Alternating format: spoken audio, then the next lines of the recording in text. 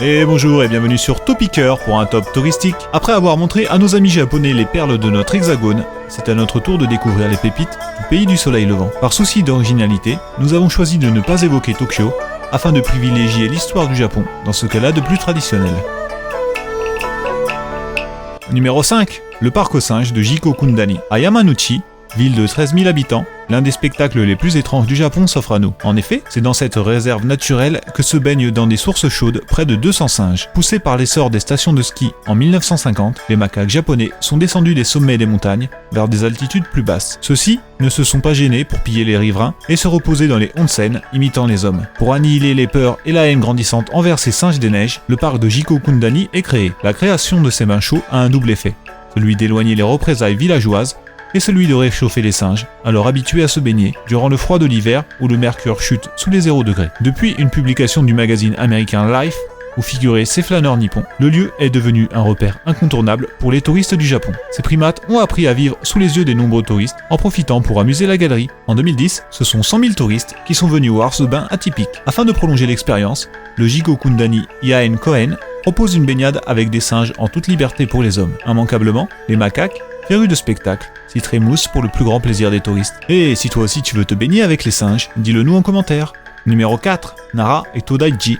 Nara est une ville de plus de 360 000 habitants proche de Tokyo. Autrefois capitale du Japon, elle compte 10 temples et autant de lieux incontournables tels que des palais ou des parcs. D'une beauté bienfaitrice non banale, découle un idéal commémoratif pour bâtir des secrets inexpugnables. En effet, le temple Todaiji, littéralement Grand Temple de l'Est, est certes une merveille visuelle, mais surtout un lieu renfermant autant de secrets que d'années pour son édification. Ce temple bouddhiste a commencé à être fabriqué en l'an 752 et la statue qui le protège a été finie en 757, 2 ans après son inauguration religieuse. Selon les sources d'époque, 370 000 forgerons et 500 000 charpentiers ont été nécessaires pour ériger le temple Todaiji et ses annexes. Après ça, il a été successivement détruit et reconstruit à l'identique à 2 reprises. Depuis les dernières restaurations de 1685 à 1707, les dimensions ont été légèrement réduite, mesurant ainsi 47 mètres de haut, 57 de long et 52 de large. L'enceinte protégeant le grand Bouddha, ou de 15 mètres, est la plus grande construction en bois au monde. Aisément cognoscible, la splendeur de pierre et de bois est un lieu religieux de spiritualité où moult cérémonies s'opèrent. Mélancolique de la charpente de la cathédrale de Notre-Dame de Paris, les Français s'y retrouvent depuis les derniers mois, émus et admiratifs. Numéro 3. L'île de Miyajima. Littéralement traductible par île sanctuaire, Miyajima est située dans la mer intérieure de Seto, au large d'Hiroshima. Principalement constituée d'une épaisse forêt d'érable dans laquelle vagabondent librement des daims plus ou moins sauvages, cette île sacrée est surtout connue pour le tori du sanctuaire d'Itsukushima, arche orangée tantôt maritime, tantôt terrestre au gré des marées. Avec ses nombreux parcs et sa pagode légendaire, Itsukushima, de son nom officiel, est vraiment incontournable pour tout fan du Japon.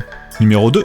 Le pavillon d'or de Kyoto. Vestige d'un temple détruit lors d'une guerre au XVe siècle, le pavillon d'or a été construit en 1397. Situé à Kyoto, il a été bâti dans le but d'en faire un lieu zen destiné à accueillir les fidèles bouddhistes. Orné d'un phénix chinois, il présente la particularité d'être entièrement doré, ce qui en fait un lieu particulièrement remarquable au milieu des bâtisses de bois. Incendié en 1950 par un moine fou, il sera reconstruit en 1955, puis rénové en 1987, de 5 couches d'or. En 1994, le Kinkaku-ji, de son nom japonais, a été inscrit sur la liste du patrimoine mondial de l'UNESCO. Numéro 1. Le musée d'Hiroshima. Si certaines dates sont importantes pour un pays, il en est d'autres qui marquent un tournant dans l'histoire de l'humanité. C'est évidemment le cas du 6 août 1945, jour de la première utilisation de la bombe atomique sur la ville d'Hiroshima, qui changera complètement la face du monde d'un point de vue géopolitique et scientifique. Pour que jamais ne soient oubliés ces événements tragiques, a été inauguré en 1955 le musée du Mémorial pour la paix, à Hiroshima même. Pour une somme dérisoire, on assiste à une véritable fresque historique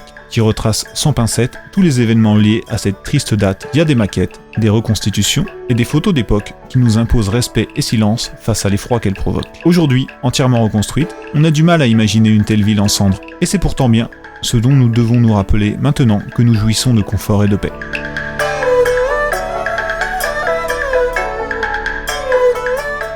Merci d'avoir regardé, abonnez-vous, partagez et laissez un pouce bleu. Aussi, faites sonner la cloche. A bientôt sur Topicker pour plus de top.